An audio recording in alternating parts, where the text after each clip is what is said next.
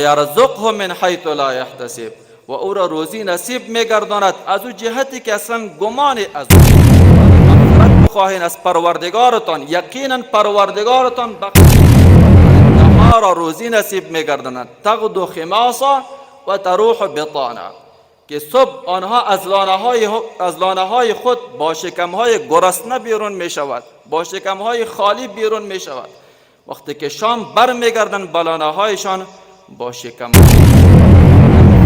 انفق علیک، ای فرزند آدم انفاق بکن در راه الله سبحانه و تعالی، من بر بالای تو انفاق میکنم و مال فراوان از برای تو نصیب میگردانم. الله سبحانه و تعالی این وعده را از برای ما میده. اسباب زیادت رزق در قرآن عظیم و شان، از جمله اسباب زیادت رزق و افزونی رزق 6 چیز است که الله سبحانه و تعالی با ضمانت از برای ما بیان کرده. اول تقوا هست.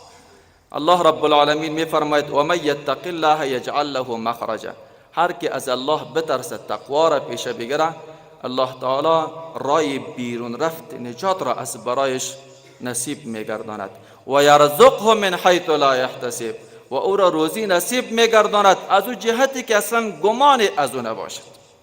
دوم توکل است، توکل بر الله تعالی داشته باشید. و من یتوکل علی الله فهو حسبه، کسی که توکل بر الله تعالی میکنه الله از برای از او کافی است.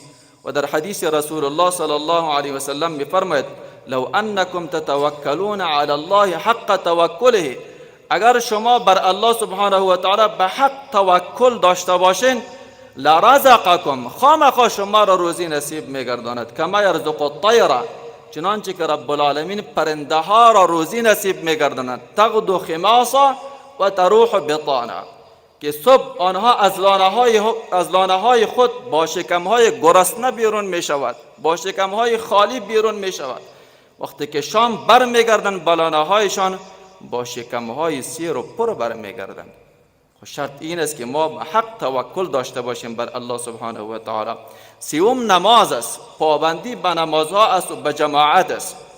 الله تعالی می فرماید وأمر اهلک بالصلاة، امر کو اهلت را به نماز واصطبر علیها، و خود هم به نماز خواندن پابند باش. لا نسألک رزقا، ما از شما روزی سوال نمی کنیم، پرسان نمی کنیم. نحن نرزقک، ما شما را روزی میدیم. وظیفه شما این است که خود نماز بخوانید، به نمازها پابند باشین و اهل و عیالتان را به نماز خواندن امر بکنین، دستور بتین. ما از شما روزی نمیخواهم، ما شما را روزی میدم. والعاقبت للتقوى، انجام خیر از برای اهل تقوا است که بهشت برین الهی است. و چهارم استغفار است، زیاد توبه کردن است.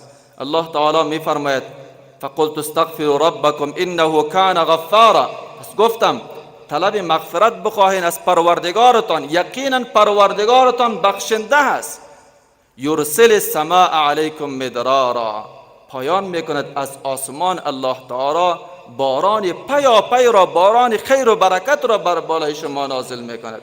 و یمددکم باموال و بنین، و شما را کمک میکند، مال میته، فرزند میته، اولادها میته و باغها براتان نصیب میگردند، جوهای آب را به خدمت شما جاری میسازد و روان میسازد الله رب العالمین. خود شرط این است که شما استغفار داشته باشین. پنجم انفاق فی سبیل الله است، صدقه دادن در راه الله سبحانه و تعالی است. میخواهی رزقت افزون شود، بیشتر شود، در راه الله صدقه بده.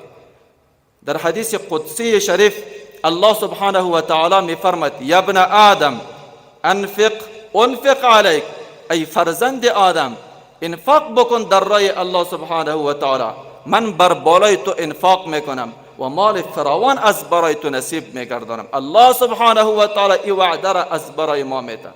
و در قرآن عظیم شان میفرماید و ما انفقتم من شیء فهو یخلفه، و آنچه را که خرج میکنین، انفاق میکنین فی سبیل الله، از چیزی ولو که اندک هم باشد، فهو یخلفه، الله تعالی عوض بهتر و بیشتر را از برای شما نصیب میگرداند. و ششم به کار بردن اسباب است، تلاش هم بکنیم برای کسب رزق و روزی. مریم علیه السلام وقتی که در کنار تنه درخت خرمای خشک می رود، نه آبی است در اونجا، نه روزی و نانی است که تناول بکند، در حالی که وضع حمل از او صورت گرفته، رب العالمین برش میگه حرکت بکن و هزی الیک بجذع نخلت تساقط علیک، بجنبان به سوی خود تنه خرما را. تنه خرما خشک است. مریم علیه السلام را الله تعالی دستور میده که حرکت بکن، خدا شور اسباب را به کار بیانداز. تنه درخت خرما را شور میده و خرمای تر و تازه به خدمتش پایان می شود. فکلی واشربی و قری عینا، پس بخور و بنوش از آبی که در پایان پای تو جاری شده، نوش جان بکو و چشمت را خنک بساز.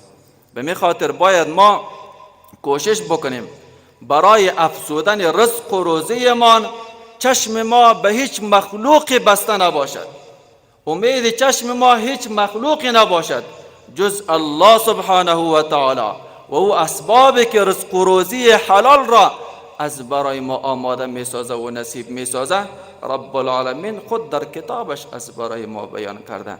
از جمله این است که انفاق فی سبیل الله، صدقه دادن در راه الله سبحانه و تعالی می باشد.